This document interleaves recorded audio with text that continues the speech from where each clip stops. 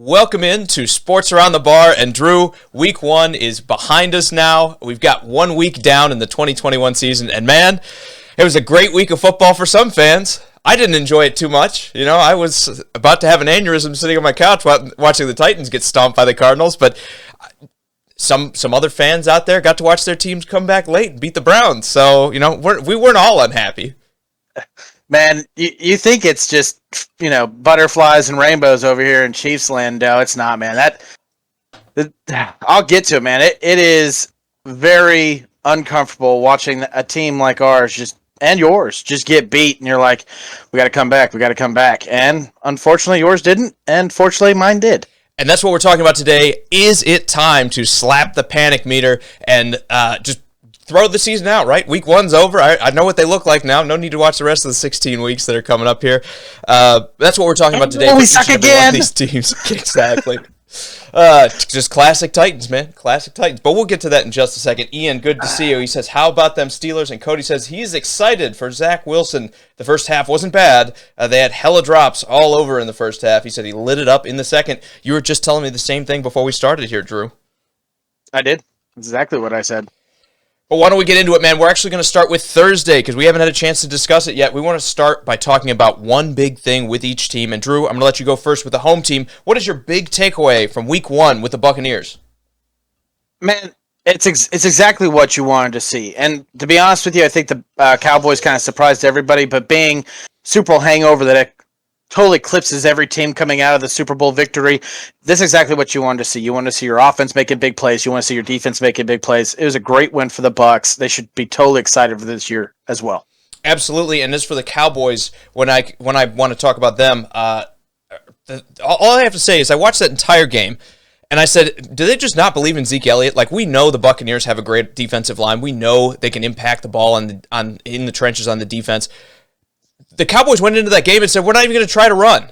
We're not even going to test it. They ran like 5 times in the first half, and it seemed like most of the time they did it, they're like, well, it's second and short. We just have to run the ball.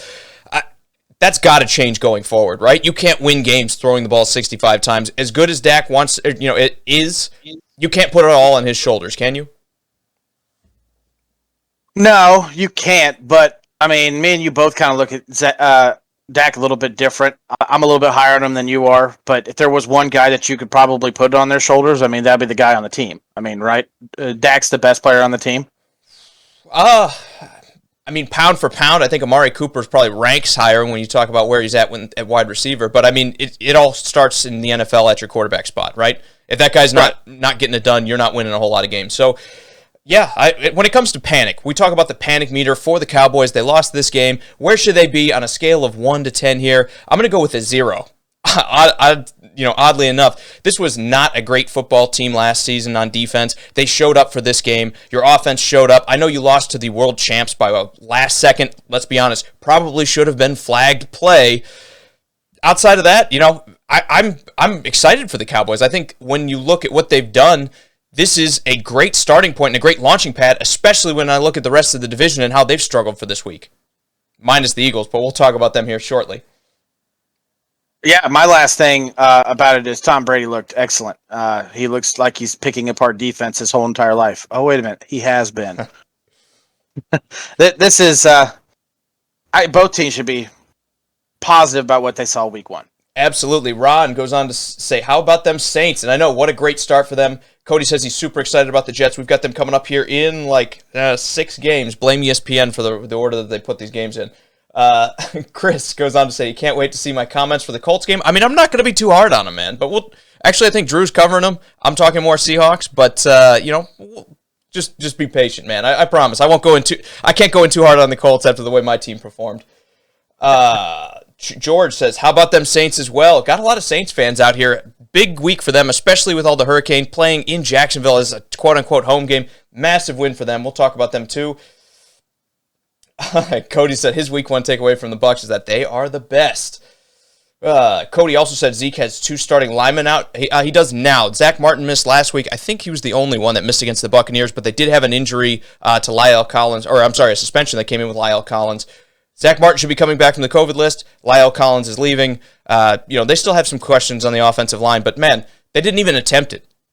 Can't you at least try to put some feelers out, try to shorten the game? Instead, it's like they threw the ball all over the block, and ultimately, them not controlling the clock might have been what allowed the Tampa Bay to kind of like hang in it. If they'd have been able to control the clock a little bit more, maybe that 3 points is the difference there. Well, I'm not trying to get us off topic here because we're easy at doing that. But let's just be honest. I mean, the NFL, most teams nowadays, when you're facing a high-powered offense, the first thing you're going to do in panic mode is start throwing the ball over the place and forgetting your game plan. And Cowboys need to get back to it. There's no doubt about it. Zeke's one of the best running backs in the league. There's a reason I took him in a couple of my fantasy teams. This guy should be the ball. I mean, he should have the ball in his hand as much as possible. Plain and simple. And Chris does say Tampa does shut the run game down with their defense. They do, but you still have to test them. You have to make sure that it's not working, especially when the passing game is working. You can kind of lean back into the run and kind of confuse the defense. The Cowboys didn't even really try to do that. They said, we're throwing all day today. Doesn't matter. I mean, Zeke looked worse than Tony Pollard did in that game. So, I don't know. I look at it and I said I would have preferred to see more than 5 runs in that first half. I'm not sure how many rushes they finished with, but it wasn't enough. I can actually tell you right here. 18 rushes, 4 of them were from Prescott. So you had 14 runs the entire game. To me, I think they should have went a little bit more ball control. One more. Did you read? Go ahead. Did you read Ramey's? No, I'm just asking. Did you read his comment? Not yet. Go ahead. Ramey says it's not their fault. It's the kicker's fault. Covers would have won if that kicker would have made all the field goals. I think he's going Cowboys, but yes. That's what did I say? Covers, but it was just a typo. It's okay. Oh, okay. Yeah, I mean... I just read it like it was put on there. But anyways, yeah, no. To be honest with you, man, I don't know that. I don't know if that's true. We've seen it so many times before. If Tom Brady needs to put up a score, I mean, it just seems to happen. I'm not saying Tom Brady took it easy because they're in the lead. I'm just saying, what if they would have got that field goal? It makes the whole entire game change. Then Tom Brady's changing his offense, and he's throwing the ball a little bit more. I don't know if the kicker can be completely blamed for this loss, but I don't even think anyone should be blamed. I think, again, like I said, both teams played really well. Absolutely. Cody says, do we think the weight that Zeke lost in the offseason did him in? I think it's too early to kind of lean in that direction. I mean, obviously 3 yards a carry isn't what you want to see, but he only ran the ball 11 times across the entire game. I'm not ready to say it's the weight just yet. Okay, we'll move on. Let's talk about our next game. I was waiting for you to come in there and save me there, Drew. But let's talk about our next game, which is the Atlanta Falcons and the Philadelphia Eagles. Drew, what's your big takeaway for the Falcons this week? Protect Matt Ryan. You can't have quarterback play like that. I mean, it didn't look good at all. He only threw for 164 yards. He got sacked 3 times, but I think the only reason he got sacked 3 times because this is a savvy veteran. I mean, he's getting the ball out of his hand quick. But he threw it, He threw it 35 times, completed 21 for 164 yards. You're not going to win NFL games like that with no touchdowns. I'd say that, but then, Jameis Winston threw about that with 5 touchdowns and won the game. Yeah, but it's total protect Matt Ryan. You have to protect Matt Ryan. When you're talking about the panic meter, 1 being the least, 10 being the highest, these guys are sitting at 9. I don't see a lot of improvement that's going to happen. My last little takeaway is, man, focus on that run game. If you're not capable of throwing the ball, run it. Hey, I agree. Losing in the trenches on both sides of the ball, but especially on the offensive line, when you have a 35-plus-year-old quarterback, it's a stroke of death in the NFL. You just can't do it. So Atlanta's got a lot to worry about. I like the 9 rating that you have in the panic meter because that's pretty close. Maybe I'd say 7 or 8 because my expectations weren't as high for the Falcons going into this, but a 9 is right around where I'd have him too. You have to be worried when you've got a guy that's immobile. He's old now, and you can't protect him at all. I know he only took 3 sacks today, only 3 sacks, but down the road here, you're going to play better defenses, I think, than what Philadelphia has. I know their defensive line is good. Everyone is going to say, come on, their defensive line. Sure, but their corners aren't good enough that the receivers should have been taken out of the game as much as they were. You've got to put more than 6 points up on a team that struggled like Philadelphia. That brings me back over to my point here. I want to talk about the Eagles and what they did. That was a great game they showed against Atlanta, all across the board. I think they won just about every facet of this football game. That's great to see for Philadelphia fans, especially because I've been so down on this team. I wasn't expecting it in week 1. But now, my big takeaway here is they need to show that again against the 49ers. It's great that they did it to Atlanta. That's a team that, again, probably is looking at having another top 5 pick at the end of this year when you look at just how thin this roster is. When I look at Philadelphia, it's a great showing, but I need to see it now, at least half of that, against a team like the 49ers that have playoff aspirations. We'll see what week 2 brings. I'm not quite ready to sell out to the idea that, hey, the Eagles might be a good team, it might be a playoff contender just yet. Oh man, when you say that Matt Ryan's old at 35, you hurt my soul a little bit. Just to let you know, He's old to be being hit by 300-pound men. No, I agree. I don't think the Eagles are sitting there going, "No, this is I don't even know if they're a playoff team." To be honest, I think the Falcons are just that bad. But at the same time, I think what you saw out of your quarterback, your young quarterback, and what you saw out of your run game and your receivers and your defense, I mean, you got to be excited about going into week 2, right? You're on a high horse. Let's see if you can roll into week 2. Absolutely. Ramey goes on to say this was a great Monday night game last night. It absolutely was, man. Tell me in the comments, did you think that Oakland won the first time they got that ball across the line in overtime? Because I did. Tim goes on to say, Eagles, baby. I feel it, Tim. I mean, great showing. I'm not ready to say they're off to the races just yet, but you can only beat who's in front of you. We talk about that all the time in the NFL, and they absolutely did that to the Falcons this week. I want to see what they look like against the 49ers, and I feel like we'll have a better feel for what this team actually is once we see them play a team like San Fran. Couple more comments here. Cody says the Falcons have no line, an old quarterback, no running back. It's looking like a rough season for Atlanta coming up here. Do you agree with that, Drew? Yeah, I do agree with it, but I love how 35 now is old in quarterback years. We got people playing into their 40s, guys. 35 is not old. Maybe he's lost a step. I'll agree with that. I'll agree. Maybe he's not as good as he was 4 or 5 years ago. But we keep calling a 35-year-old quarterback old. Then about half the quarterbacks in the league are old and should all retire. Well, it's old. It's old to be okay, Drew. I didn't mean to hit a nerve here for you, but it's old to be running for your life. You didn't hit a nerve.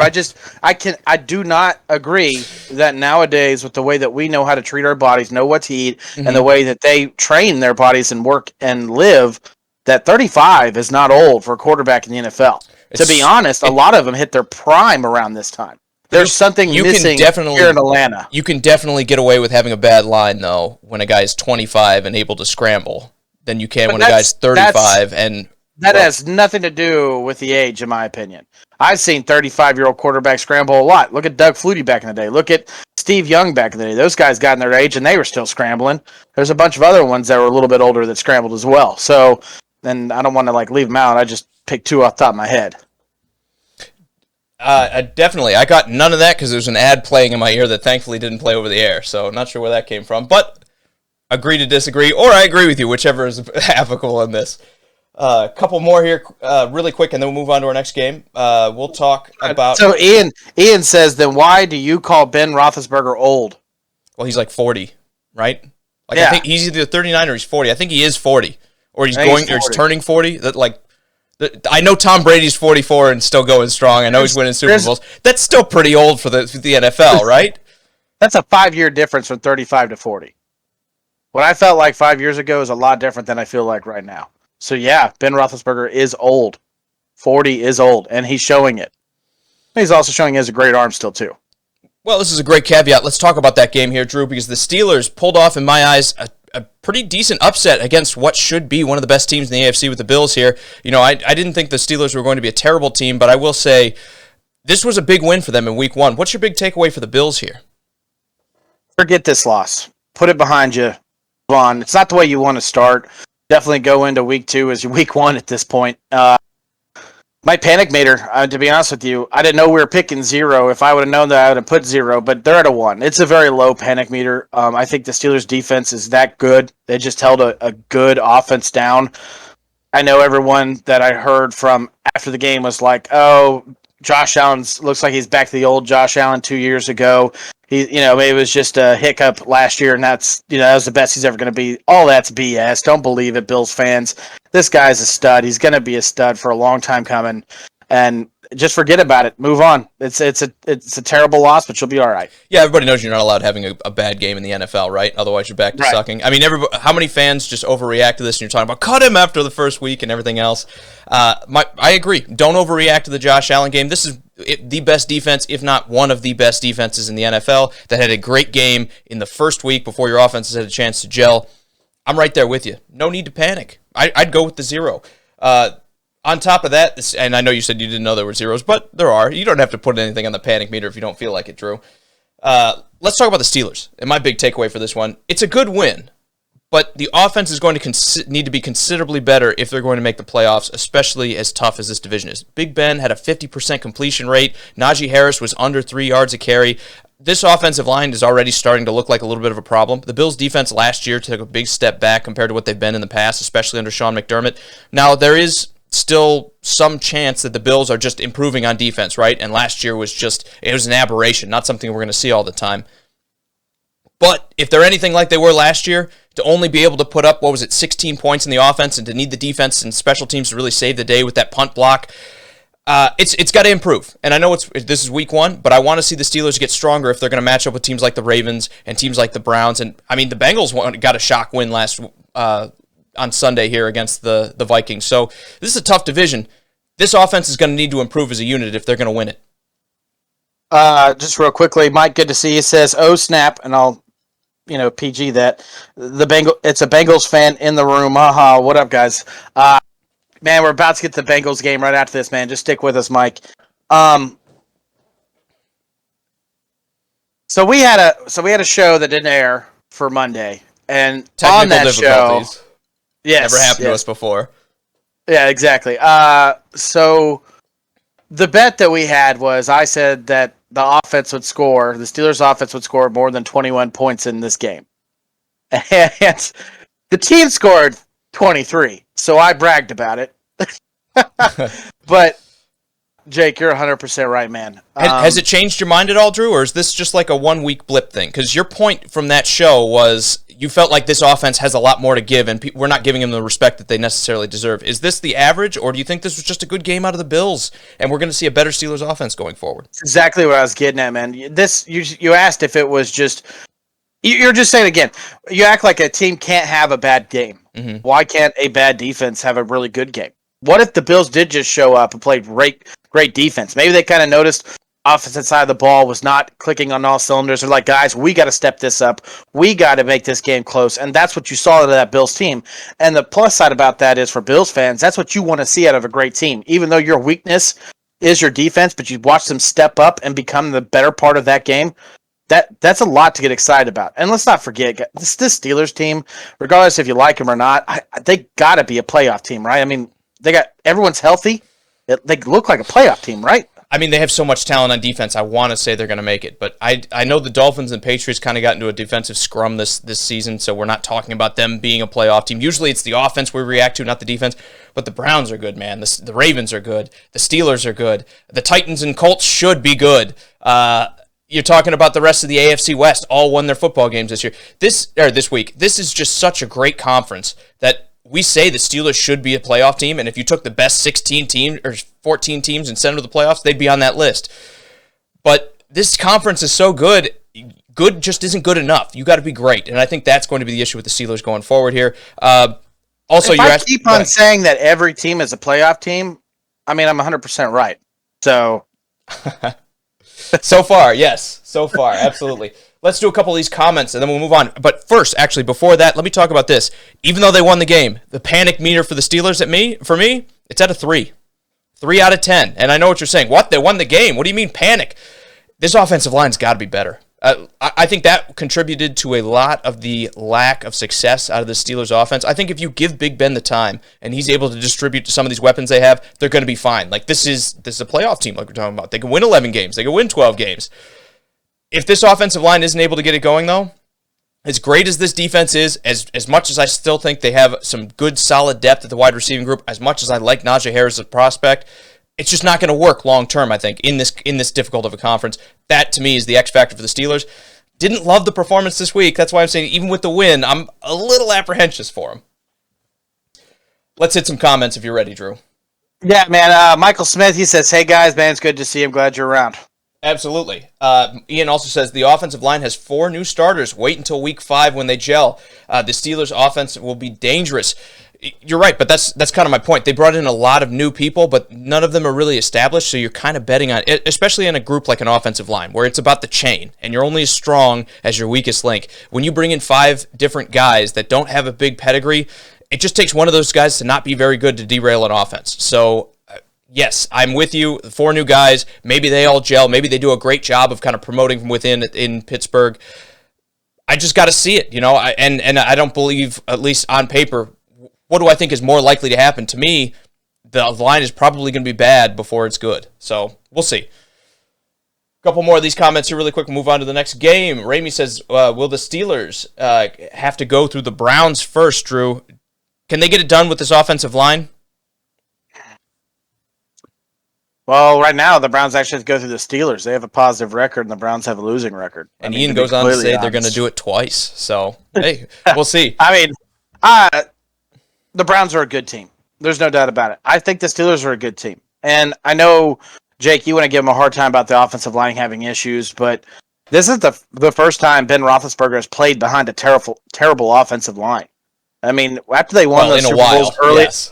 I know, but after they won those Super Bowls in his young career, that span between that winning the Super Bowls and kind of just of late, well, not of late, but they had a good stretch in there where that offensive line was not very good. They did, and the guy who kind of fixed it, Mike Munchak, former Titans great, is now off in Denver. So, the question is going to be, are the Steelers able to recover from losing a coach of that caliber? He's Hall of Fame offensive lineman. Probably, in my opinion, he won't ever get there because offensive line coaches aren't really high on the docket for making the Hall of Fame, but probably deserves to be when you look at what he did for the Titans offensive line for all those years and what they've been like with him gone. The Steelers offensive line before and after he got there. Now Denver, it looks like he's starting to turn that offensive line around as well. I mean, this guy's like magic for the offensive line. He's gone in Pittsburgh now. They're going to need to find answers without him. A couple more here. Michael says he thought bad teams look good and good teams look bad. I agree. And do you think there were too many teams taking the preseason off? Do you think that contributed to this, Drew?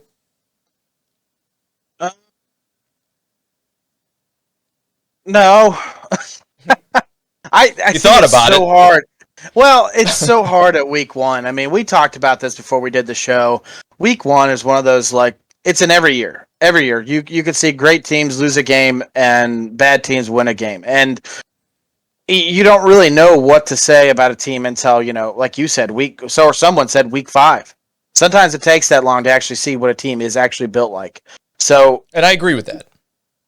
But we'll get to it. There's a game that is down the road that I want to talk about off-season stuff and kind of what happened to them and where they are now. So, I mean, I don't want to get too much into it, but I mean, yeah, it definitely could take part of that, making a team that's good look bad and vice versa.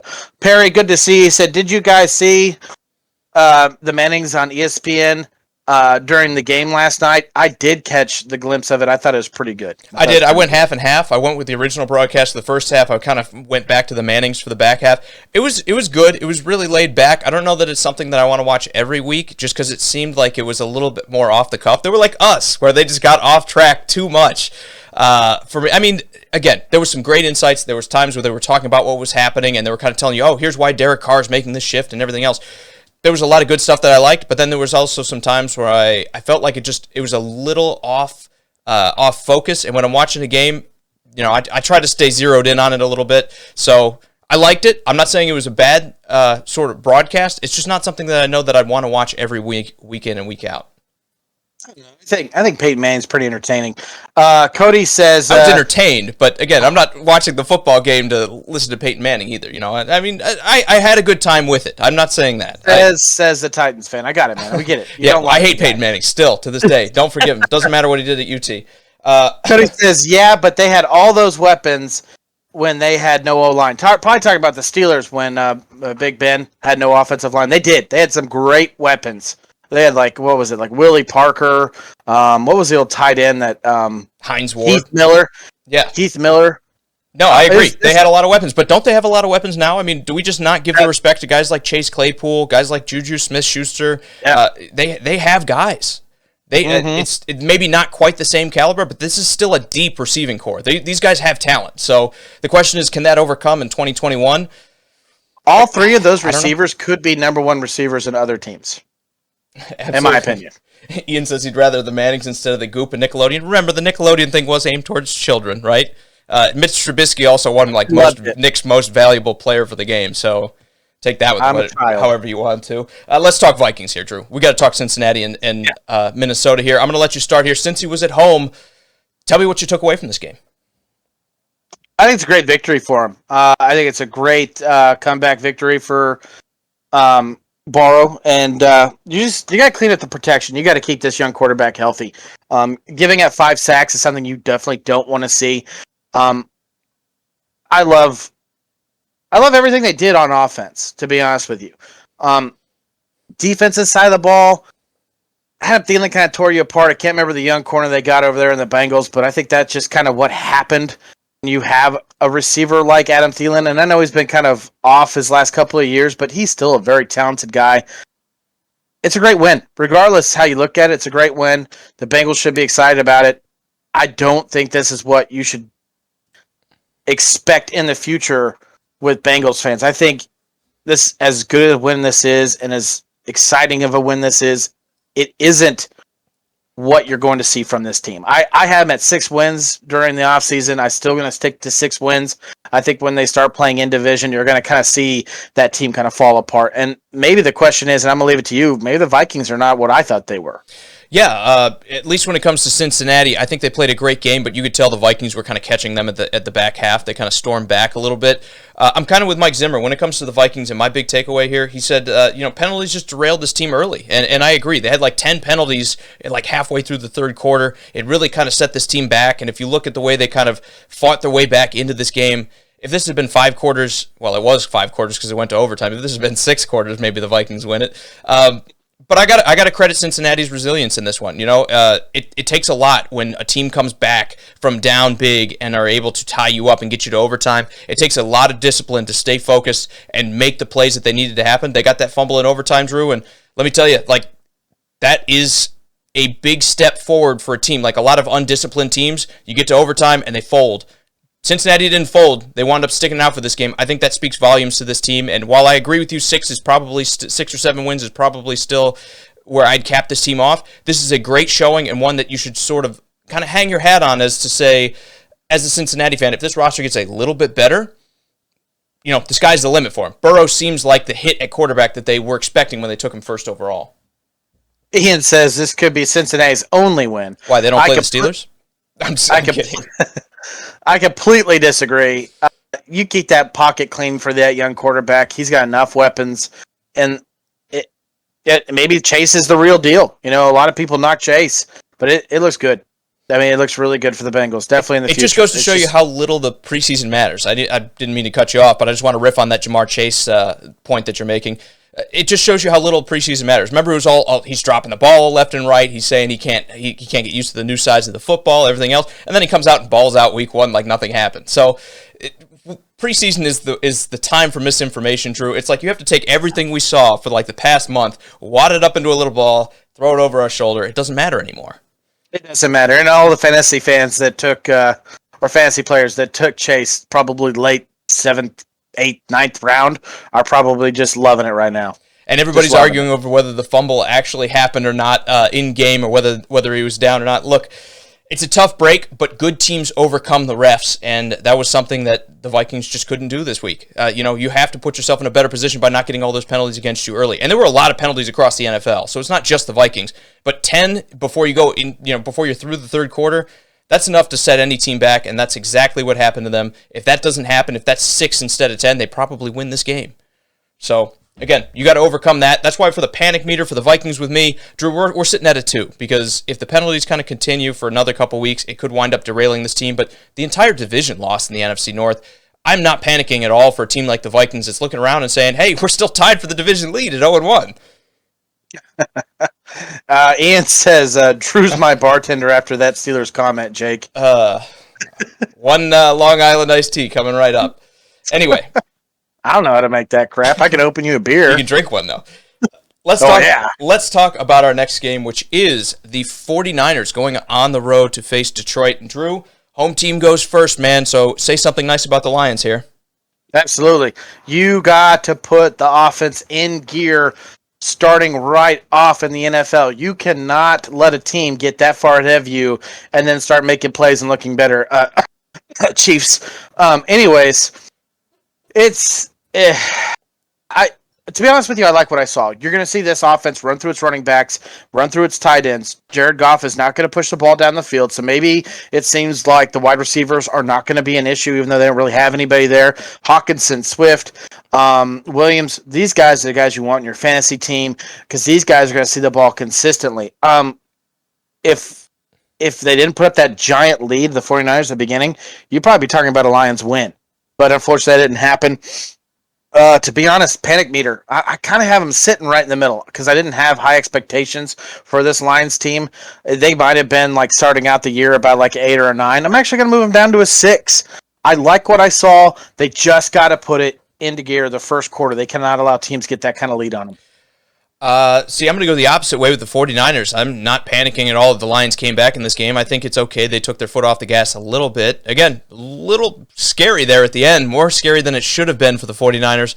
But, they blew this out early. They took their foot off the gas pedal like a lot of teams in the NFL do, and they let, let's be honest, the worst team kind of come back on them a little bit. I'm not panicking at all. My big takeaway here for this one is, good job. You crushed the Lions. You got to do it again against a team like Philadelphia that people are expecting to be sort of in the middle in terms of wins and losses at the end of the season. So it's great. You beat the Lions. You really clubbed them. Don't get overconfident. Come out next week. Show me the same thing again against Philadelphia. That's what I want to see out of the 49ers. So, I don't have anything for the panic meter on the 49ers. I kind of agree with you here, Drew, that I'm sort of in the middle because to me, I would have rather them seen them like keep their foot on the throat a little bit more. But on the other hand, Detroit did a great job by staying disciplined and staying focused and coming back in this game, didn't they? They didn't phone it in. Yeah, they did.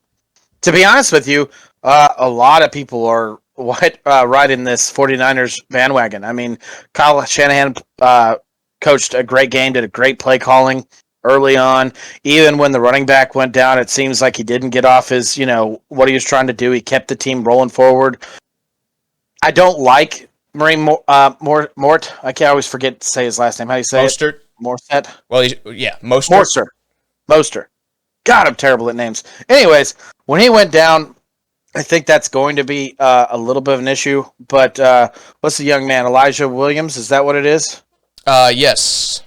He came in. He seemed to play a really great game. Mitchell, not Williams. Elijah Mitchell. Mitchell. That's right.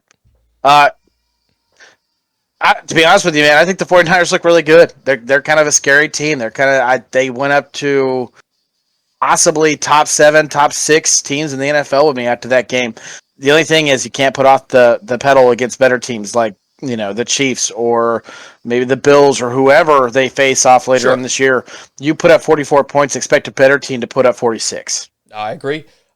Michael goes on to say they did put their second string defense in after Verrett, their starting cornerback, tore his ACL. Yes, absolutely. He says they still need to clean up a few things. So yeah, that's again why I'm not panicking too much when it comes to where this team is at.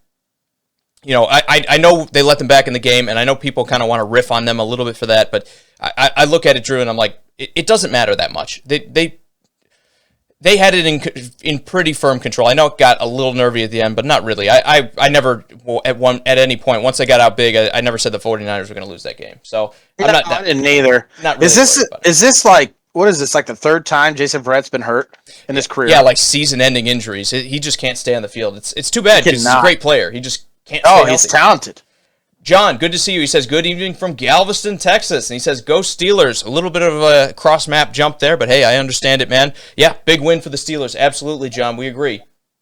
And Ian goes on to say the Steelers and Hawks is a big win for. I absolutely agree with that as well. Why don't we move on, Drew? Let's talk about our next game, which is, unfortunately, because we're contractually obligated to talk about it, the Cardinals going on the road to slap the hell out of the Tennessee Titans. Go ahead, man. Home team first.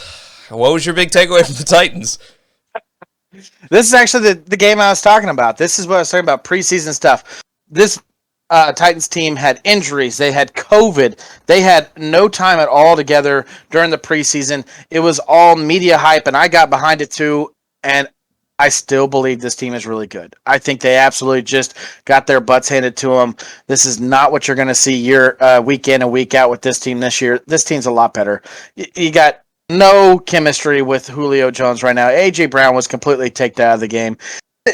How many runs did they do with Derrick Henry? I mean, I mean, this does happen to Derrick Henry every now and then. He starts actually. He wound up with 17 carries, but most of that was at the end of the game when it was over. Most of his career, he has started very weak at the beginning and actually picked up at the end. So I have no panic meter at all with this. I did put him at a 4 because if they can't fix the protection of the offensive line, I think there is something to be panicking about. But beyond that, I don't really have a panic for this. So when I say panic meter's 4, it's only because fix that offensive line or you are going to be panicking this year. As much as because I'm a Titans fan, but I'm actually probably going to go like 5.5 to 6 on that panic meter. And the reason I say that is, yes, the offensive line looked terrible. They're old on the offensive line, so this is kind of like the window closing for the Tennessee Titans. They brought in Julio Jones, who's not a spring chicken in the NFL either. This is supposed to be your year, and this is like the first showing you have. I agree, the preseason, these guys haven't really had a chance to gel. The offensive line hasn't really played with each other, especially because they've been sick and out with COVID and everything else. But for the Titans, there is still some time to panic a little bit here because it was realistically the game plan that I think got away from them. You know, they stuffed Derrick Henry early. They were moving 8 and 9 guys into the box at times. You have Julio Jones and A.J. Brown, and neither one of those guys got a target until late in the second quarter. Like, that's a game plan issue. That's not, you know, that has nothing to do with where you're at in the game. So especially when they stack 9 guys in the box, there's no reason the Titans shouldn't have gone into a max protect with 2 tight ends out there to support those tackles that were struggling all day. And you put Julio Jones and A.J. Brown versus just one-on-one coverage on the outside, and you see which one wins. They didn't do any of that. Mike Vrabel didn't play any of his starters that I know of, at least weapons-wise, the last week of preseason. They were going to, but they got COVID. So, like, they basically scratched the last week of the preseason because the Titans had people that weren't in COVID. Like, they literally scratched the whole entire offense. For the most part, they had a couple guys play, just a few of them. But you're right. I mean, they barely played the starters at all in the preseason, and I want to hope that that's the problem with the Tennessee. But again, watching that game, a lot of it was game plan. Arthur Smith is gone. I think that's the problem with the connection between the quarterback and the wide receiver. I'm hoping so too. Yeah, absolutely. That's what I think. Absolutely. But you can't tell me as an offensive coordinator when they're putting 9 guys in the box and they're going one-on-one with Julio Jones and A.J. Brown, you're not saying, okay, let's max protect and go one-on-one drills with these corners and see who wins. They just didn't do that. And again, the Titans wound up paying the price, getting behind early, and never really bounced back by any means. That's the difference. The Detroit Lions went down early and then battled their way back in the game. The Titans went down early and they tried, but with a lot of the play calling, it didn't really seem like they were that ever close to threatening in this game at all. This was all Cardinals from the first snap to the last snap of the game. And that brings me on to my point about them. They just dominated what should be a playoff team. Is this going to be the norm, and are they going to be able to sustain this for 16 weeks? Because this division is brutal, but let me tell you, the Cardinals look like they can go toe-to-toe with any one of these teams and win on any given Sunday. So, great start from them. I hope this is, there's a chance that this is just the Cardinals are that good, right? Yeah. I mean, my only takeaway with that is, to be honest with you, keep A.J. Green out there, but probably throwing the ball less. Ian, yes, I'm not gonna lie, man. Like, I like AJ Green. I think he had a great career in Cincinnati, but what I saw from him out there and the rest of the offense just tearing apart this defense, he couldn't do much. So keep him out there. Throw the ball to Christian Kirk. Throw the ball to DeAndre Hopkins. Throw it to your running backs, your tight end. Kind of just keep him out there as a decoy. No reason to throw in the ball. Frank, good to see you as always. And Michael goes on to say Henry is going to run this week pissed off. Yes, I hope there's a massive response from the entire Titans team. This is really going to be kind of where coaching comes into play. Because if this team comes out and looks flat again, it's a coaching issue. It's not so much that they lost in embarrassing fashion in week 1. It's how you respond to those losses that are important in the NFL. The Titans need to respond in a big way because it doesn't get a lot worse than that. That's all I can say. At least it was a good opponent, right? Like, I had Arizona winning 11 games. I actually had them winning this game against the Titans before Malcolm Butler decided he wasn't going to play, but they didn't even need him. So, again, at least this happened to a good team. If this was somebody else like Detroit or Jacksonville or Houston slapping the Titans around in week 1, that panic meter would be somewhere around a 9.5 for me. Yeah, it's a great game by Arizona. I can't even defense, man. Sacking Tannehill 6 times. Chandler Jones getting 5 of those. I mean, it's and even though Watt wasn't getting sacks, he was just blowing up so many plays. So that whole, again, I can't pick one thing to say the Cardinals lost at in this game. The Titans didn't do one thing right. Their kicking game is just a slide off, but he still made it. They had a nice fake punt that wound up going for one more first down and getting stopped on a bad penalty. So 3 plays later, Yeah, exactly. Ian goes on to say, disappointing loss. He says he hopes Drew is right. Houston can't really be on top of the AFC South. Well, let's face it. The entire division lost, and the only reason Houston walked away with a win is because somebody had to win in that game. So, yeah, this whole division looks like it's in disarray. That's why I would say the panic meter isn't too high for Tennessee, because everybody seems to be stumbling out of the blocks for Tennessee, or for the AFC South. And let's talk about the next. I'm with Michael. He says J.J. Watt was in the backfield all day. Absolutely agree, man. Even though he wasn't putting up the numbers, it's about the disruption that matters, really. And J.J. was disruptive, same as Chandler. Not quite at the same level as Chandler Jones, but they were both incredibly disruptive. Let's talk about our next game. Let's talk about Indy playing Seattle at home here, Drew. Home team goes first. I'm going to let you lead off here. What was your big takeaway from the Colts this week?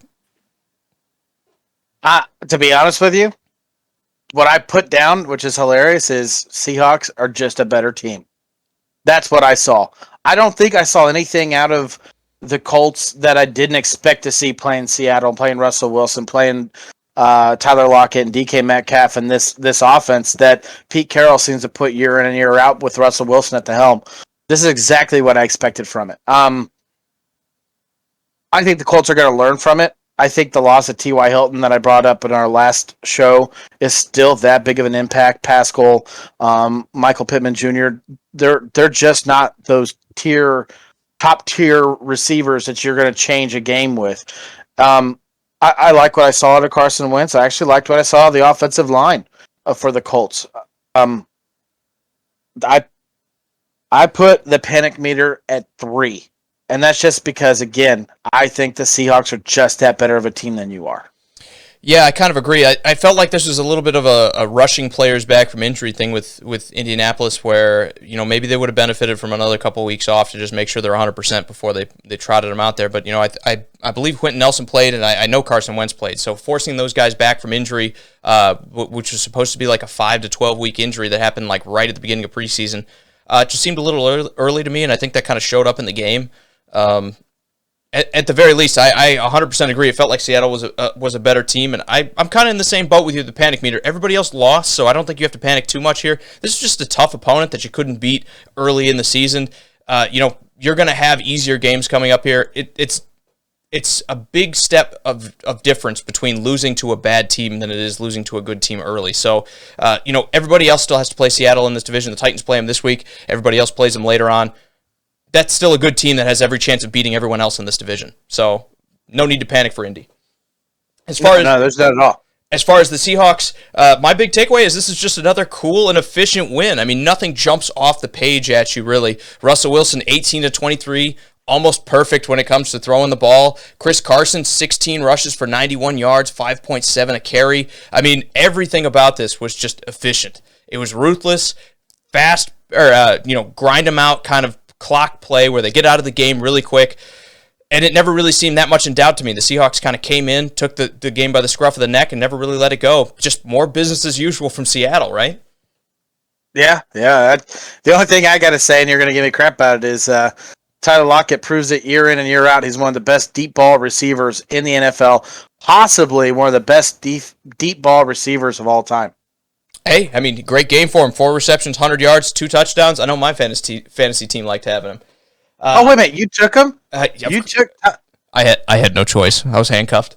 No, I did take him. I agree with you. I think you were more on the cutting edge as to how good Tyler Lockett was. I was more in the camp of it was Doug Baldwin who was making him look better, but he stepped up to the plate undoubtedly, even though he now has DK Metcalf playing across from him. So, take that with a grain of salt. Take that for what you will. But no, I agree. You were all in Tyler Lockett's camp early on, so I give you credit for that. Ian says Seattle is a first-round loss playoff team this year. Potentially. I mean, I want to see what the defense looks like long-term. I know they held Indy to 16 this week, but again, ask me in 5 weeks. Let's see where we're at with this defense. Also, Chris goes on to say the offensive line for the Colts played horrible, and the defense wasn't there in the first half. It's just so hard to be there against Russell Wilson because he can beat you in so many ways. So, again, don't pin it too much on the defense here. I am with you. The Seahawks kind of jumped out early, but this is just one of those teams that it's not going to be easy to take them out of the game. You have to score to keep up with Seattle. You can't just hope the defense holds them to 13 points because that's not going to happen. So, I agree with you. The defense wasn't super sharp at the beginning of the game, but Seattle is one of those teams that they'll put 20 points on the board, and as long as you're not really threatening, they'll just kind of coast, and that's kind of what happened in this game. I get it, man. I think what Chris is seeing is not what he wants to see out of the Colts, but you're saying the offensive line played horrible. Well, a lot of offensive lines in week 1 played really bad. But you're talking about a quarterback that did not throw an interception. You're a quarterback that did not take a lot of sacks. You're talking about an offense that didn't really turn the ball over a whole lot. They just kind of got stopped in their game plan. And that's where I think, when I say it, the Seahawks are just a better team. I don't disagree that the offensive line played bad or that the defense wasn't up to par like you'd like to see, but I don't think there's a panic meter on the Colts right now. That was just a better team. So give me 2-3 weeks down the road and the Colts still are playing like that, my panic meter's through the roof. But week 1, I'm not that worried about it. It's kind of the same thing with the Titans. Like, yeah, it's not what you want to see, but do you really super panic right now? I mean, this is not what you wanted after week 1, but it will end up being better at the end, at least in my opinion. Let's move on. We'll talk about the Chargers going on the road to face the Washington unnamed team. Drew, if Fitzpatrick plays this game, I just want to start with this. If he plays the entire game here, do we see a different result on the board? Yeah. I think so too. What's your big takeaway for the Washington to-be-named Laters? It's I still hate that, by the way. Heineke is not Fitzpatrick. That is my takeaway. This is going to hurt the Washington football team. This is the division that is literally going to be won by a game or a half of a game. So when you bring in Heineke, regardless of how well he played or what he looked like, this is a team that's going to take a game or 2 or 3 losses that you wouldn't have had with a veteran savvy quarterback like Fitzpatrick. And this is going to hurt your division championship and your possible chance of being in the playoffs. You cannot be close to a 500 team, in my opinion, and go into the NFC and playoffs. You just can't. You have to win your division. You not be a wild card at close to 500. Ain't gonna happen. That's really honestly my only takeaway. I thought what you expected to see. I thought the defensive line played pretty well. You definitely want to hold the Chargers less than 20 points, but I don't want to give the Chargers too much, but let's just be completely honest. That quarterback the Chargers has is the real deal. But because of the loss of the quarterback, my panic meter is at an 8. These games are crucial, and taking 1 loss in this division is huge, and you cannot take losses in games that you should be winning. And in my opinion, they should have won this game. I agree. The panic meter should be pretty high with Fitzpatrick being out. 8 games is just a long time to survive without your starting quarterback. So, yeah, Washington is now in a rough spot. The question is going to be, can the defense step up to the plate? Hold it. There is no timeline. There is no timeline for his return at all. From what I've heard, it's speculated at 8, but I agree. I mean, especially when you're talking about a guy that's Ron Rivera today said that he will not be rushing him back. Oh, sure. Sure. At all. We say that now. Let's see what Tyler Heineke looks like after 5 weeks and see who's rushed back. So I hear what you're saying. I've heard 8 weeks with similar injuries. We'll see what happens. So I'll buy that. The other thing I'll say, though, is the defense kept a pretty solid offense to 20 points. They might be able to survive against some of the worst teams, but they're not going to be able to go and outlast some of the great teams. In 2021, the way the game has changed, you have to score some points to keep up with them. Let's face it, Heineke, they only threw 15 times with him, Drew. That just shows you how little they trust him, in my opinion. I just don't really see Washington surviving for 6, 8, 10 weeks with a guy like Taylor Heineke and finding a way to win this division. I think that Dak and the Cowboys, you look like the Eagles might be getting back on track more than we think they are. The Giants lost in week 1, but we'll talk about them coming up here shortly. This is just too good of a division, even though there's not a lot of respect going around for the NFC East, to just limp by with a bad quarterback for half the season and still win it. Yeah, I'm right there with you. It's not looking good right now for Washington. And maybe Heineke can do better than what I expect. And I'm not saying he's terrible, because he's not terrible. But if he was that good, he would have been starter week 1. Yeah, absolutely. My takeaway for the Chargers is Herbert looked good against a very good defense. They still need to try to clean up some of the turnovers. 20 points, it's very difficult to say because this is a great defense. This might be, again, a top 5 defense at the end of the year. So 20 points doesn't alarm me too much when it comes to the Chargers. I just want to see them clean the ball up. I want to see them take care of the ball. And if they do that, this team could be playoff bound in the AFC. We talked about how tough that conference is, but this defense pretty much owned Washington all week long. Or all game long, I will say. I know they wound up putting 16 points up, but Heinicke didn't really do anything. I know Gibson wound up with 90 yards, but it took him 20 rushes to get there, so that's 4.5 a carry, so that's okay. But this defense is good enough that as long as they don't make too many costly mistakes, this is going to be a very difficult team to beat week in and week out in the Chargers. So my big takeaway here is just try to get those turnovers under control, and maybe this game winds up being somewhere around 28 or 30-16, and all of a sudden we're talking about a different story. Sorry. The only thing that I have a takeaway for the Chargers, and it's not even really anything negative, I think it's just something they need to work on. This is not what you expected out of Austin Ekeler. You expect him to have catches. You expect him to kind of be getting the ball out on the outs, and they did none of that. I don't think he even wrecked one catch. He didn't get one catch, right? No, he didn't.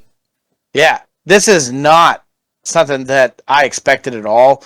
And they won the game, so you can't sit there and be like, oh, they need to do this to win games. But they do need to do that to win games, because regardless of how well Mike Williams played, this is not a consistent Mike Williams unless this year's changed. You need Austin Ekeler involved in your passing game. It needs to change from now on after week 1. Real quick, I'm going through a couple of these comments here. Michael goes on to say they should go and get Cam Newton. They kind of shut that down when Cam was leaving Carolina, where they're like, oh, are you going to bring him into Washington? I mean, they went with Kyle Allen instead of him. They said, no thanks, we're not really interested in Cam. Does that change now, Drew? I know the Ron Rivera thing, and I think that's the only reason you're hearing all the name being brought in. Oh, they're going to bring in Cam.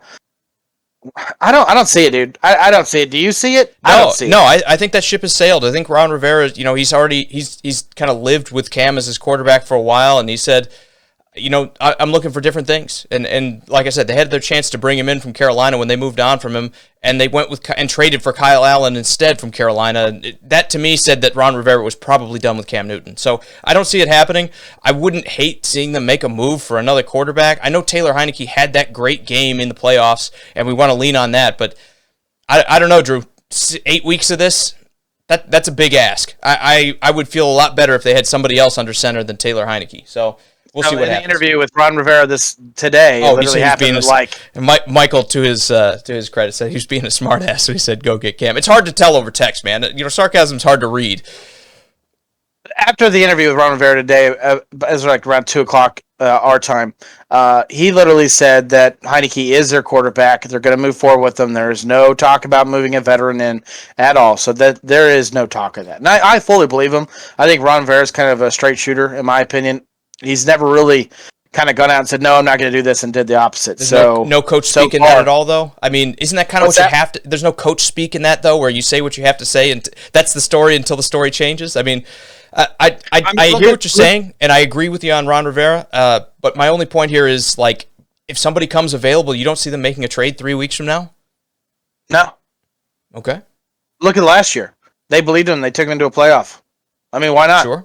Hey, this is our guy. He's going to be our playoff quarterback. I mean, but again, I say the same thing is he's not Fitzpatrick, or else he would be in the starter week 1. So there is an issue at quarterback, but there is no plan at all to bring in a veteran at this point. If he gets hurt, or maybe it's 0-4 going into week 5, then yeah, maybe. And I'm also with Ian here. He says that quarterback spot in Washington is cursed. It certainly seems like it. Hopefully they can find enough success that they're still challenging, because I had them winning the division. I know, Drew, you kind of flopped to having them winning the division. Man, it's funny how that outlook can change after 1 week. I said them win the division. Oh, wow. Let's talk about Jets and Panthers next here, man. What is your big takeaway from the Panthers winning this game at home? Keep that defense rolling. I know that Zach Wilson looked better in the second half, and I know he's a young rookie, but that first half, I mean, they were all over him. They kept the game very low scoring on that side of the ball. I liked what I saw with their defense. I definitely think that their offense needs to pick up a little bit.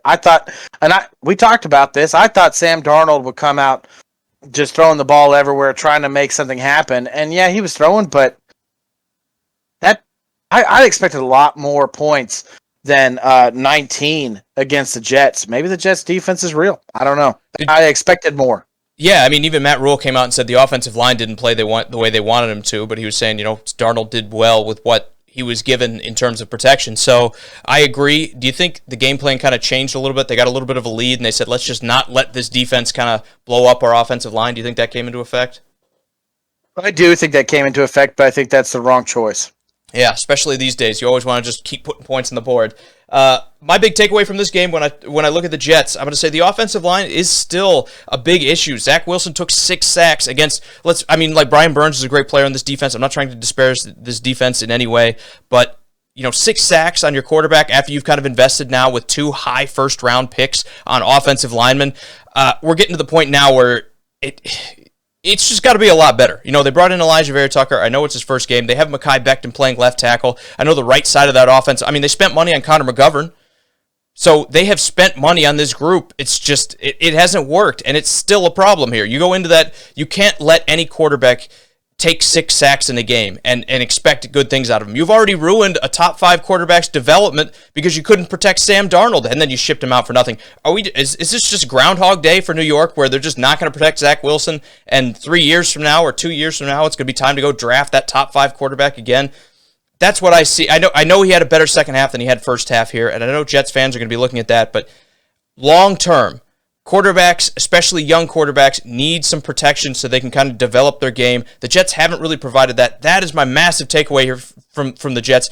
I don't care if you win these games. I don't care if you lose these games. I just want to see your quarterback protected and able to make decisions and kind of grow in the NFL, because right now, if this continues, 2 years from now, you're going to be taking somebody else. I mean, hell, Drew, this could be Spencer Rattler this year if they get fed up with Wilson taking all these hits and everything. So it just has to be better on the offensive front. Talk about a team that might be cursed. It might be the Jets. So there's only so much you can do, in my opinion, building to the draft and doing one off season when you don't really know what you have at quarterback. But I think what you saw in that second half with Zach Wilson, let's be completely honest, we know the Jets aren't going to be a playoff contender this year. That's not going to happen. I think all Jets fans can be realistic about it. But now, what you saw, and to be honest, even that one half with Zach Wilson, I am higher on Zach Wilson than I ever been on Sam Darnold for the 3 years that he was there. You're just not drinking the Darnold Kool-Aid, man. What's that? So you're just not drinking the Darnold Kool-Aid. I never was, but either way, I still am not. And what I saw out of Zach Wilson that second half is nice. And what I also saw was the coaching staff make adjustments into the second half and to allow a team which probably has less talent than that Carolina defense on the offensive side of the Jets put up points and move the ball. This is what you want to see. You want to see movement. You want to see change. Adam Gase obviously had issues with doing game plans and adjusting properly. I can't remember who it was that earlier said that I'm kind of excited about the Jets' future. I'm kind of with him. I think that is a good possibility. Only if maybe they could pull off what like the Bills and like the Browns did, where they redo their whole entire offensive line in an offseason, and maybe you're looking at the Jets being contenders. I didn't say it before because I've been on like a string of wins here with these teams I've been talking about, but I got to say, for the panic meter for the Jets, to me it's a 5. Not because you lost this game, but because Zach Wilson got hit over and over and over again, especially for a guy that's had some injury through college. That's just not what I want to see. I think this is the big takeaway from this game is we got to keep this guy healthy and we got to keep him upright. We have to try to do better on the offensive line. That, to me, is the biggest worrying element here is we're going to go through another season of this guy getting beat up and developing bad habits, and we're going to have wasted another quarterback career because we couldn't protect him again. So with that, let me hit a couple more of these comments here. Ian says, they could, going back to Washington, they could have Mason Rudolph. I think a lot of teams could have Mason Rudolph. I just don't think they're willing to give up the pick to go get him. Michael goes on to say he thought Sam Darnold would stick it to the Jets and embarrass them. Do you think it was a bit of a surprise to see Darnold come after the game and say, it wasn't really personal of a game for me. I just, I'm just living my life. Was there any truth to that, Drew, or was that because the score wound up closer than it could have been? No, that's that coach talk, but it's player talk. That's total BS. Total BS. I agree. I actually agree with that. I think if he could have hung 45 points on him, he would have. Yeah. Ian says the Jets and New England fight for the 4th spot in the AFC East. I don't know, They're man. fighting for the last place. I know New England lost, but I didn't feel too bad about that game against what's going to be a good defense in Miami. So we'll talk about them in a minute, though. He doubles down and says the Jets, New England, and the Jags will fight for the number 1 draft pick this year. Joke's on him. Titans are going to get it. Did you see the way we played week 1? Jokes on all of you. It's going to be the Houston Texans. I don't care if that might actually happen. Let's talk about the Jaguars and the Texans in this game, Drew. Here, what's your big takeaway? 37 points, week 1 victory, stomping of a division rival. What's your takeaway from the Texans here? Tyrod Taylor is a formidable quarterback in the NFL. There's no doubt about it. You were higher on him and last year with the Chargers than I was, but I was definitely high on him about 2 or 3 years ago when he was with the Browns. I thought he would play really well out there. To be honest with you, this is probably 1 win out of 2 wins this whole entire year. My panic meter goes from 10 to 9. They moved it down 1 spot, getting a win off of week 1. But this was actually one of the games I thought they could possibly win, so it doesn't really surprise me. I don't have it in front of me. Who does Houston play next week? I'll tell you in a second. It's obviously going to be probably a tougher matchup than next week, or than last week when they played Jacksonville. It is. I knew, but I went a blank. COVID's awesome. Cleveland on the road. Right. Yeah, so just as easy as Jacksonville at home, right?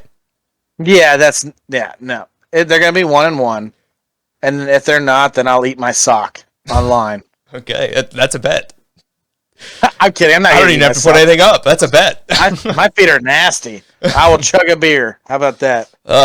You probably just killed half of our internet traffic by saying your feet are nasty. But moving on, just when it comes to Houston here, my takeaway from them is just, it was a surprise, but let's not forget the Jaguars, who wound up with the first pick, beat Indianapolis, what was ultimately a fringe playoff team last year, in week 1 as well, and then didn't win again. So, great first showing. Great way to show up and kind of, prove everybody wrong. Great way to show up in a divisional game. Glad it wasn't my team that lost to them. But is this, like you said, when you play Cleveland next week, what do we see? And, I'm willing to bet that this is just 100% a fluke. This is the thing that I say, it's week 1, throw it out. We don't trust it at all. Yeah. Again, when I was going through the games, this is the possible win right here. I don't think they're going to beat the Jags again. I'll say that. That'll be a beer bet. You want to beer bet me that? No. I don't want to bet anything on Jacksonville. But, okay. All right. Fair. Okay. I have to talk about Jacksonville. Again, we're contractually obligated to cover each and every one of these games. So let me just say, my big takeaway from this is there something to these Urban Meyer rumors? Because you hear about how all the players hate him and how he's trying to talk down to all these guys that, college and pros is just so much different. You're talking now, instead of to 18, 19, 20-year-old men who haven't really found their way in the world and made a lot of money yet, to 28-year-old millionaires. It's not the same audience. And I've heard that there's been a lot of disruption with the way Urban Meyer has been talking to people, with the way he's been running his program. And could this be the first showing of that? Could this be a massive collapse you can't really collapse from where they were with the first pick overall, but could this be a massive setback for the Jaguars and their new regime because Urban Meyer, doesn't have that pro experience and doesn't have that experience dealing with guys of this caliber yet? So my big thing is, when it comes to the panic meter, this is a 7 for me. First off, Jacksonville's already one of those teams where you're going to be looking for every win on the schedule that you can find. You have a rookie quarterback who didn't look great and threw 3 picks in this game. I know he had a couple nice throws. He threw a couple touchdowns, but the 3 picks should worry anybody. And then on top of it, you have all these rumors swirling about everybody hates Urban Meyer and your coach, and everybody's about to just check out on the season. It's already time to panic. You're already fighting for wins and you're losing to the Houston Texans. This is trouble, Drew. I mean, this is everything you expect to hear when your team loses. It's a game you guys should have won. You lost it. They're going to hear all the negative that comes out of no doubt about it. All the camp comes and it's Urban Meyer this, Urban Meyer that. You know what? They said the same thing about Pete Carroll. Pete Carroll's a super winning coach, and he's still up there. And I'm not saying that Urban Meyer's going to be there. But what I'm saying is when you lose, it's easy to look at all the downside. Now, is Urban Meyer out there and maybe needs to change his game plan on how to speak to these people? Maybe. But guess what? Players get over it. You're getting paid $1 million to sit there and be taught. And you're going to sit there and go to a coach? Go to Belichick. Go to Belichick, go to New England Patriots, and sit there and expect him not to talk to you like you don't know what you're doing. because he's 100% going to do that. But isn't some of that like deserved? Like there comes a point in time where you'll take it from a guy like Belichick, who's won all these Super Bowls, versus Urban Meyer, which I know he's had success in the college game. He's won national championships in college, but you get to the pros, and this, you know, he hasn't won anything. It doesn't matter. It doesn't matter. You just, it's not your choice. It's not your choice at all. It's your owner. It's the guy that signed the checks to you. He's the one that wants to lead his team.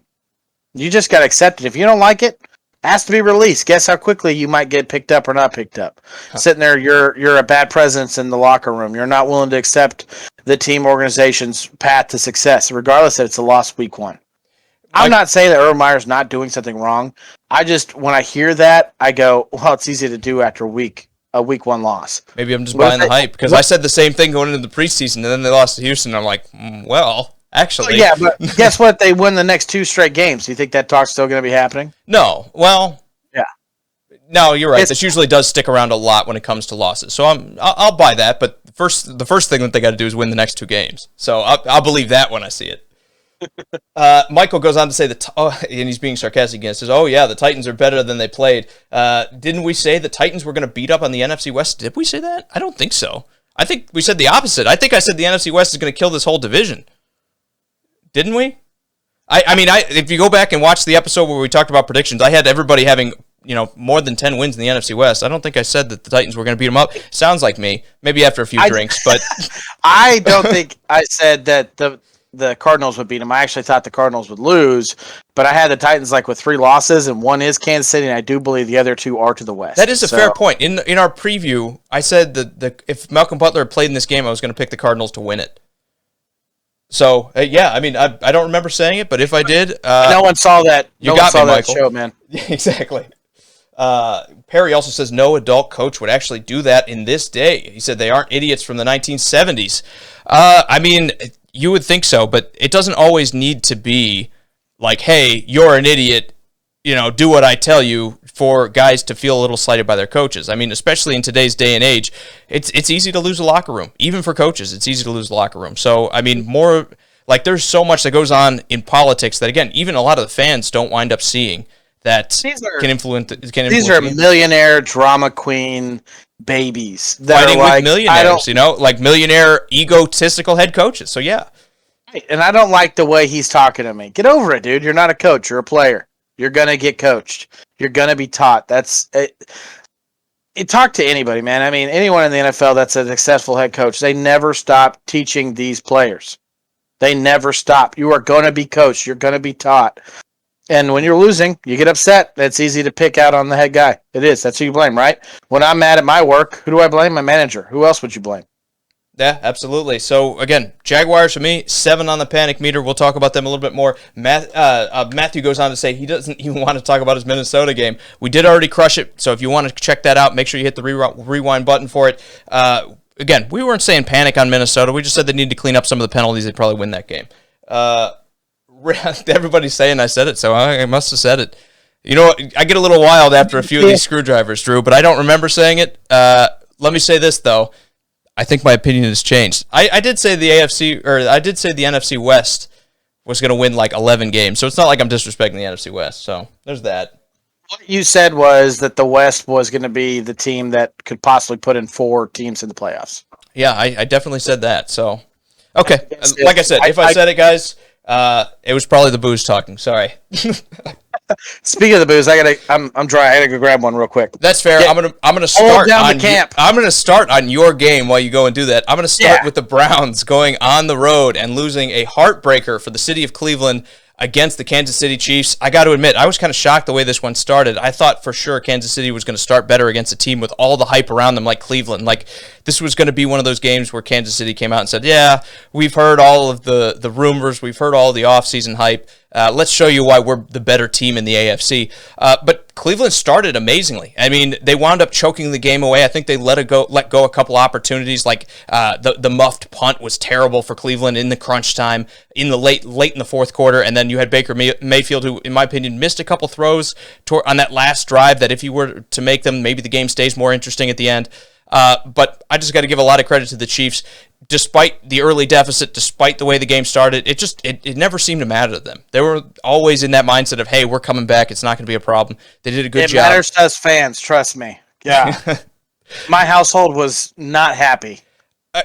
But kind of like we were talking about in the Titans in Arizona, though, like at least it's a team that everyone has a lot of respect for. It wasn't the Lions, right? Like this wasn't Detroit coming into Kansas City and shocking them. This was a team that a lot of people are saying are like a sleeper Super Bowl pick. Yeah. So, Drew, what's your big takeaway for the Chiefs here this week? You've been doing all the home teams, man. What's your big takeaway for this game in Kansas City? This is Chiefs football. This is what we expect from our team. For some reason, our plan going into the first half of this game or any game, it seems like we were not expecting what they were going to do. And it just looks poor. Our defense plays poor. Our offense can't do what it wants to do. Our special teams are making dumb choices, not kneeling it, going to the 25-yard line. They're running it out, getting to the 15-yard line. I saw Brian Pringle do that twice. I was about to scream and yell at him. But this is Chiefs football. The second half, Andy Reid just proves how much of a great coach he is. The adjustments he makes and the way he controls this locker room, the team's ability to believe what Andy Reid puts in front of them and what Patrick Mahomes can do on the field. I mean, this is it. I mean, this is what you live and die for as a Chiefs fan. Yeah, and it's the mentality for me when it comes to coaching, too, because a lot of coaches, in my opinion, in the NFL, when you get down that far, like it's just hard to keep all the soldiers pushing 100%, and it never really seemed like that wavered for the Chiefs. So I think that starts with coaching, and it starts with the organizational structure. I think that, again, underrated part of what has made the Chiefs so good for these past few years, especially. So Agreed. I absolutely agree with that. As far as I go with the Browns, my big takeaway here, let's start with the panic meter first, because I have a 1. I wasn't expecting to win this game. Talk about drawing the short end of the stick when you have to go on the road to face a team that's been in the Super Bowl and near it for like the past 3 years, has been great even before that, when going all the way back to like Alex Smith's reign there too. This is just a tough game to start with. They started out and played really, really well. They just have to get a little bit more clutch in crunch time, because maybe if they nail that punt, or maybe if Baker makes a couple better throws in that last drive, we get a little bit different of a scoreline. Didn't really work out that way. That's fine. My panic meter's a 1, though. Not every game's going to be this tough. You battled your way through it. You came up a little bit short. Move on. We're on to the next week. Kind of like Perry says here, there's 17 games. Don't sweat the opener so much. Right, absolutely, and that's what Cleveland should do. It's one game. You guys still can win your division. For this game in particular is they literally faced each other just a few months ago, half a year ago, and they played each other in the playoffs, and literally the exact same thing happened. Cleveland took a lead, Kansas City looked like trash, and then Kansas City fought back and won. The only thing I'd say about Cleveland is remember where you were. You were the 0-16 team, the 1-15 team, so many years ago, and last year you're in the playoffs. You play one of it's a rivalry. How is the Browns and the Chiefs not a rivalry now? It's got to be. And then to be honest, after that game ended, the first thing I said was, I don't want to see that team in the playoffs. Yeah, absolutely. Absolutely. I don't think anyone wants to play them in the playoffs, so. Yeah. Shout out to Kansas City for handing them that first loss. Browns, keep your heads up, man. It was a great game. To be honest, about third quarter, I said, we're going to lose this game. And my 17-0 prediction was going to die. Were you sweating it? You're like, I just said they're going to be 17-0 and they're going to lose the first week. Hey, I understand. I know what it's like. We'll move on. We'll talk. Let me hit a couple of these comments, and then we'll move to our next game here. Ramey says he doesn't care. Patrick Mahomes and Tyreek Hill got him his win in fantasy. You and a lot of other people, man. So always great to have Chiefs the way this offense moves the ball in your fantasy team. Ian says he was a Kansas City fan last week. Thank you to Kansas City. Remember, longtime Steelers fan there. I'm sure he doesn't mind ever seeing anyone beat up on the Browns. Ian also goes on to say, strange to say it's 17 weeks left after the first week. I absolutely agree. It's going to take a little bit of getting used to.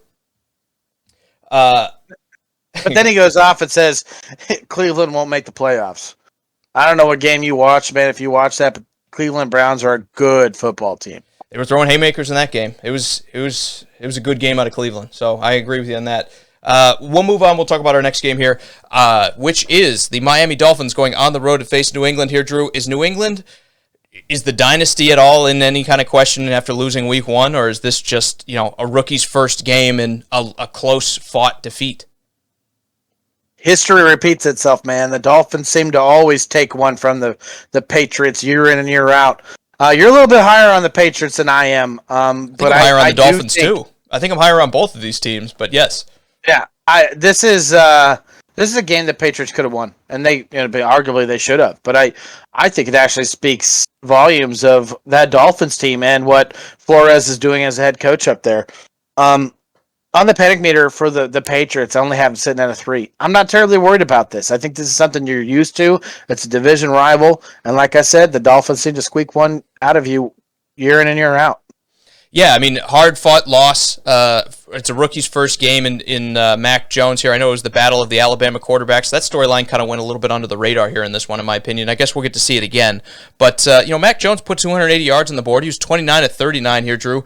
Only threw 1 touchdown. That's not bad against what most people kind of consider to be a pretty good defense coached by Brian Flores out there in Miami. I got to say this. I'm not entirely worried about the way the Patriots played. The only thing that kind of gets me a little bit is I just don't really see guys like Nelson Aguilar, guys like Jacoby Myers really making enough of an impact for this team to make a huge splash. I did have them as a fringe playoff team before we started. This week 1, it concerned me a little bit, but I want to see here in the next 2-3 weeks if they can get a little bit more production out of these guys that a lot of people don't have highly rated in this wide receiver room. I mean, what's Belichick done for year in and year out? I mean, he's made whatever he's had capable of making plays. I mean, we talked about this as well before, is that they have 2 reliable tight ends now. It's just a matter of time when Mac Jones gets comfortable with this offense. I mean, to be honest, what I saw, I don't think Belichick really opened up a whole lot. I think it's a very simple game plan. I think his defense is also kind of the same scenario. I don't really think they showed a whole bunch being week 1. I mean, that's why Belichick's one of the best, if not the best. He's going to make adjustments. It's going to change. When Mac Jones gets used to this offense, you're going to see a lot different scores being, than that. That being said, it's still a rookie quarterback. Until someone says something different, I don't see Mac Jones being, one of the best rookies to ever play at quarterback. I think he's years away from being good. As far as Miami goes, my big takeaway for this game is the offense just didn't really impress again.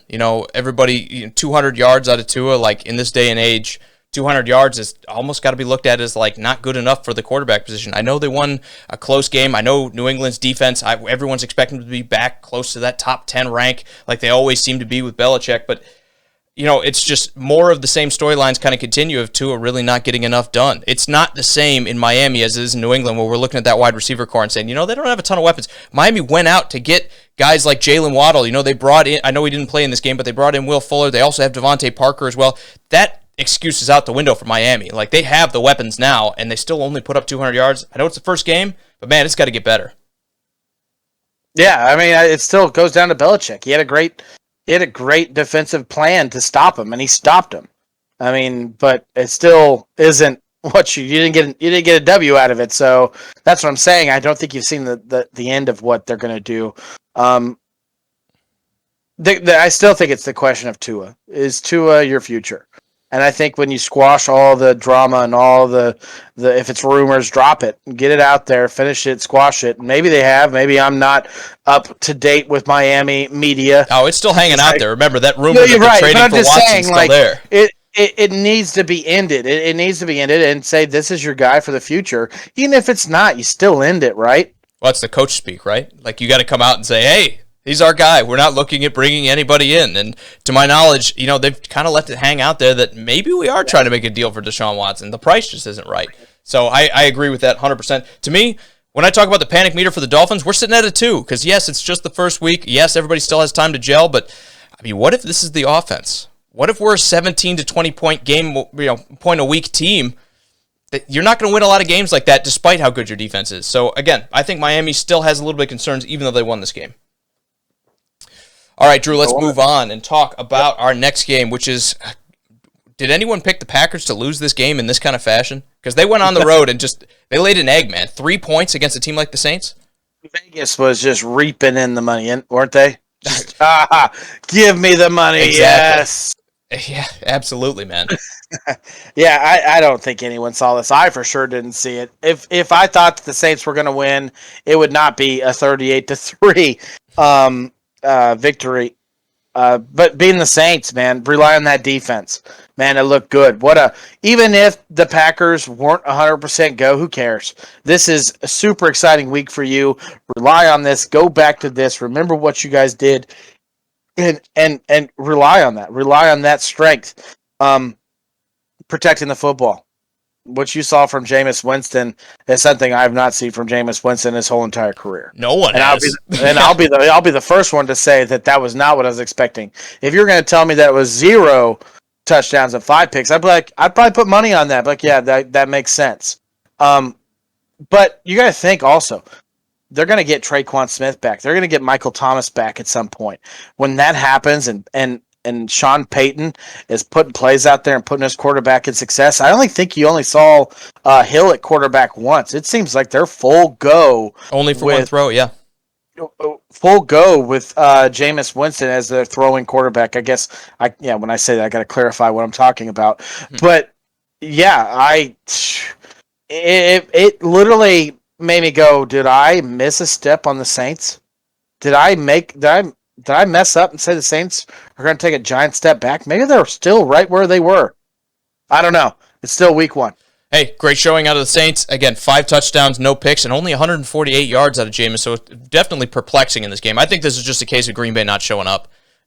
Props to the Saints for taking advantage of that, but it's such a strange stat line to see less than 150 yards passing, but 5 touchdowns. So props to them if they can find a way to make that work week in and week out. I say more power to them. But great defense in the run game, man. Yeah, I mean, my big takeaway for Green Bay, though, to kind of counterpunch on that is Aaron Rodgers said it a few years ago. RELAX, relax. I mean, it wasn't a great showing, but you look at the rest of the division, everybody else lost too. You're not behind in the rankings by any means. You're not behind in the standings.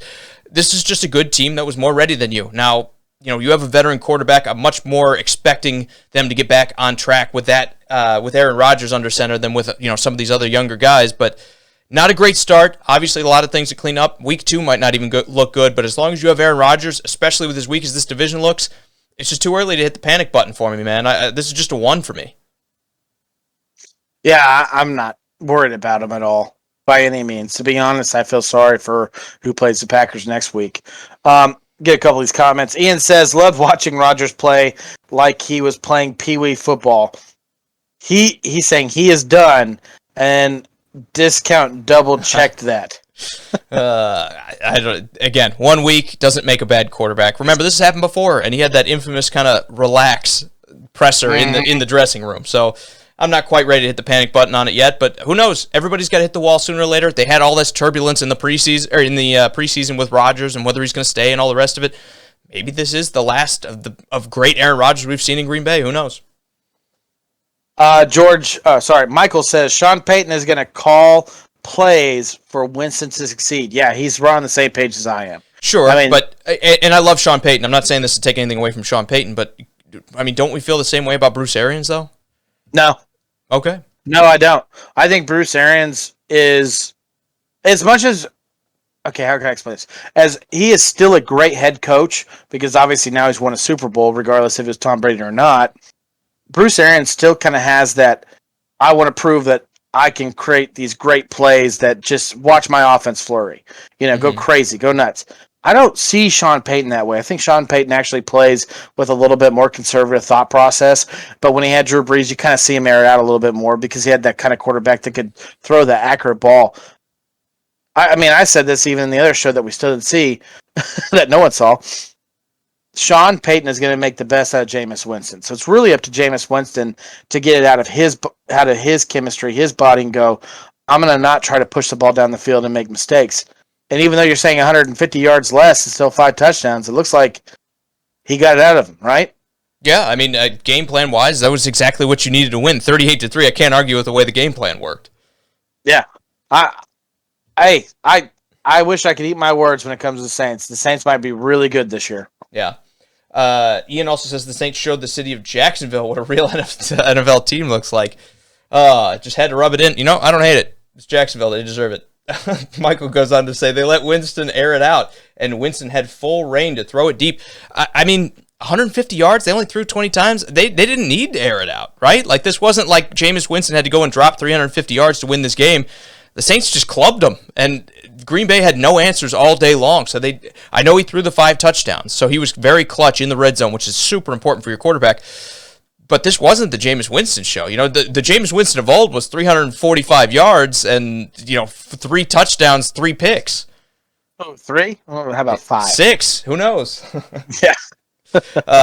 We'll move on. We'll talk about our next game here, Drew, which is the last game on Sunday. The Broncos and the Giants here. Take it away. What was your big takeaway for the Giants in this week 1 with Danny Jones under center? It still sucks that our other show didn't get out there because it'd be exactly what I said during that show. The issue here is if Daniel Jones could protect the ball. Yeah, he didn't throw any picks, but he fumbled it. And he is used to fumbling the ball. This is something he has done so far with his young career. I think it was 6 fumbles his first year, 3 last year, but he was hurt. I mean, this is exactly what you don't want to see out of your your quarterback, the guy that leads your offense. He has the ball in his hand more than anybody else, and he can't hold on to it. I don't care if he's scrambling. I don't care if he's sitting in the pocket. These quarterbacks all get hit. Every single 32 of them all get hit, and they don't fumble the ball like he does. Right now, there is an issue with Daniel Jones holding the ball, and it needs to be fixed. And if that's not going to be fixed, you're talking about this team looking at getting a new quarterback next year in this draft. Absolutely, and then I look at the Broncos side of the ball, and I say my big takeaway here is just ball control. I mean, they had the ball for like 36 minutes in this game, so they won the time of possession. They played solid defense. They showed a very good commitment to the running game. Bridgewater threw the ball 36 times, so it wasn't like they put this entirely on the running game, but they played conservatively, and the defense showed up. They did their job. That's what's going to need to happen if you're going to keep winning games with Teddy Bridgewater, in my opinion. They did that today, and I think that's why they walked away with the win. So I know people are saying, oh, Denver finally got their quarterback after 11. Let's not get too carried away here because the Giants still have their own problems. But they did what they needed to get the win out of Teddy Bridgewater. I love what they did in this game, and I want to see more of this style of football from the Broncos if they're going to compete this year. Yeah, my panic meter on the Giants is a 9 out of 10. I mean, it's super panic. If this guy in year 3 can't hold on the ball, I'm super worried. As far as the Broncos go, I know you're saying that this is not their quarterback, and I've always been higher on Teddy Bridgewater than you have, but this is exactly the football that Vic Fangio wants from his quarterback. That's not turning the ball over. Drew Lock had an issue with trying to make those plays down the field and turn the ball off. You're not going to turn the ball over. You're not going to get that with Teddy Bridgewater. The way the defense played, the way that Von Miller kind of seemed like the Von Miller of young, with those 2 sacks, and I think he hit the quarterback 3 times and had a whole bunch of hurries. I mean, that's what you want to see. I think the Broncos should be hyped and should be excited, but I'm with you. I don't think this is your plan for your future. This is just a plan for right now. I absolutely agree. Michael goes on to say the Broncos run game was awesome. I agree. They won that game in the trenches, and the running back Melvin Gordon just absolutely gave it to him. Over 100 yards on 11 carries, just absolutely fantastic. He also goes on to say someone had to win this game. Statistically true. Well, not really. They could have tied. So somebody didn't have to. I give credit to the Broncos for at least coming out with a win. Absolutely. Let's go on to Sunday night, man. The Bears and the Rams. Drew, what did you think about the Rams in the first game with fans in this new stadium? This team is scary. From literally offensive side of the ball to all the way around defense and special teams. If this is not the team that makes the Super Bowl this year in the NFC, I'd be very surprised. I like the addition of Matthew Stafford. He showed what he could do, and then they kind of like, hey, I don't need to throw the ball over this team because this is still a great defense that the Bears have. And there's no reason to sit there and try to chuck the ball all over and make mistakes. They put up a score, they got it high, and then to be honest, in my opinion, they kind of went cruise control on them. Yeah, definitely. And, I mean, even though they didn't throw a ton, he still dropped 321 yards on him. He was 20 of 26, Drew, had 3 touchdowns. So you're right. Yeah. It wasn't a 50-throw performance, but it didn't need to be. They just got their yards, they got their points, and then they said, answer back, Chicago, and there was no answer. That being said, I mean, I don't want to take anything away from Chicago. What I saw out of Chicago was a team that's going to dink and dunk down the field, and they're going to rely on their defense heavily. I mean, it's not like Andy Dalton was making terrible mistakes out there and looking like trash. It's just he couldn't do anything. That defense is that good. And Jalen Ramsey, if he didn't win Defensive Player of the Year, if he keeps playing like this, I don't know. I don't know if I can watch NFL anymore. If he plays like this for 16 more games, it's so weird to say that this guy will win Defensive Player of the Year. I know Aaron Donald's like kind of taking over that kind of award, but Jalen Ramsey looked like a complete stud out there. Yeah, let's not say too much about Jalen Ramsey because I don't know that his ego can handle it, but I agree, man. I 100% agree. My big takeaway from the Bears here, is that the running game looked good, though. Even though they lost this game, David Montgomery on 16 carries crossed that 100-yard mark. I think... Yeah. I know they had to get away from the running game because of just the situation here, but if they're able to lean on that and the defense kind of doesn't have to play the Rams every week and they're able to, move closer towards that top end of the NFL that we expect out of the Bears, this is still a team that can win football games regardless of who the quarterback is. Now, they've got some questions. Jason Peters got hurt in this game. Tevin Jenkins is still out in their offensive line, so they have some questions as to what that's going to look like going forward. But if they're able to run the ball and they're able to play good defense, it almost doesn't matter whether it's Andy Dalton or whether it's their rookie, Justin Fields, playing quarterback. They're going to find a way to get some success here. This is still probably close to a 500 team. And the fact that this is a 500 team that the Rams came out and just tossed around like they weren't there should tell you everything you need to know about the LA Rams. Yeah, I mean, you know it. I've been a huge David Montgomery fan since he was drafted out of Ohio State. So I believe that guy can run anywhere on any team against any defense if given the opportunity to do it. Losing your left tackle in Jason Peters, even though he did not look good at all the whole entire game, is definitely a big loss. It's a good possibility you give up some draft capital and look out there for a left tackle somewhere in the league. I mean, to be honest with you, what I saw from the Bears could be a playoff team if they fix their offensive line. Ian says SoFi is an awesome stadium and they can be a real advantage for the Rams. He says the Rams are also for real. They went from the Lambs to the Rams, and I agree. They seem like they fluctuate a little bit between like most dangerous team in the league to like, maybe 500. But it certainly seems like they've rediscovered what they needed to with Matt Stafford on the line. The only thing I want to talk about, my takeaway for the Rams, is just like it feels nice to be vindicated on Stafford because forever I've said, man, if this guy could ever escape Detroit, we'd be talking about a great quarterback. I'm not saying like I'm the first guy to have come up with that, but a lot of people kind of like crap on Stafford just because he's been in Detroit and because it's been so bad there. But he's perennially around 5,000 yards. He's a guy that always seems to make it work regardless who the receivers are or where the offensive line is, and he's always done it without a running game. So it's just nice and refreshing to see a good quarterback finally escape the shackles of a bad team. Yep, absolutely, man. Let's go into Monday night. You ready to talk about the Ravens? What's your big takeaway for the Raiders here? Let's start with them since they're at home. It was a great finish. I mean, there's no doubt about it. It's a great finish. They didn't hold the lead. They didn't have a lead until the literally overtime. I mean, they tied it in the fourth quarter, obviously. I think the success that the Raiders are going to get, if they can get it all this year, would be run the ball.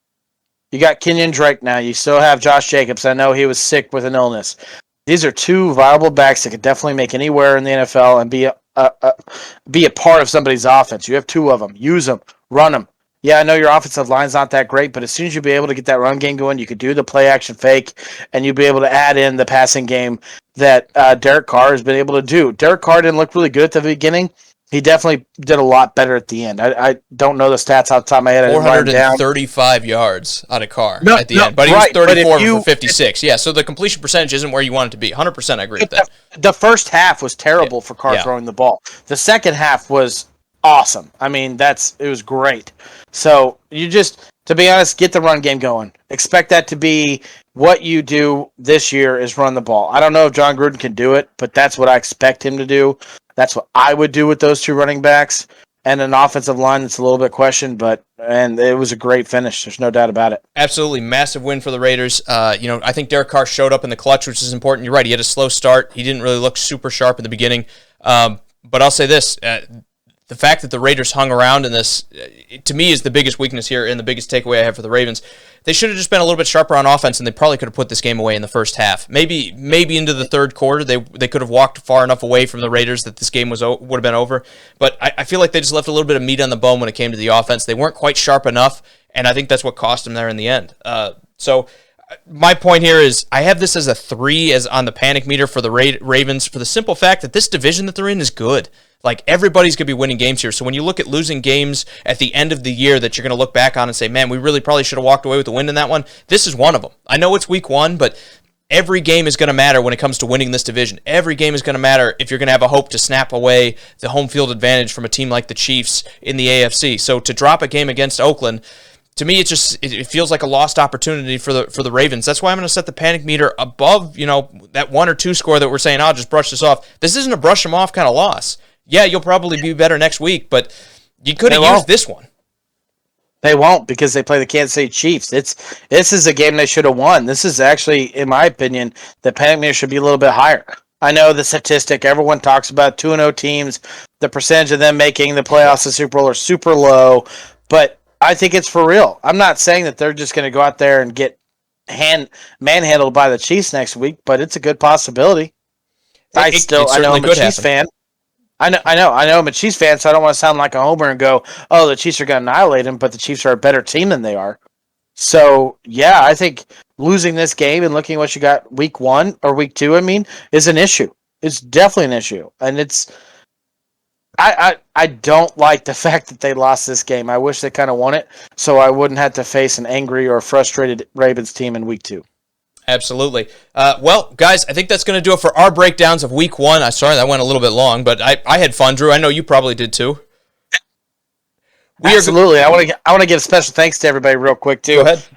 Obviously, we love everybody that came in here, commented, liked, shared. We appreciate all the love. But Ian, Cody, Ron, George, Chris, Ramey, Tim, Mike, Michael, Perry, John, George, Frank, Karen, Matthew, Ken, you guys are all awesome. Thank you so much for commenting on our show. Absolutely. It was a great show, guys. We appreciate each and every one of you guys for commenting. We appreciate you, even if you're just kind of like creeping around, hanging around, watching in the back.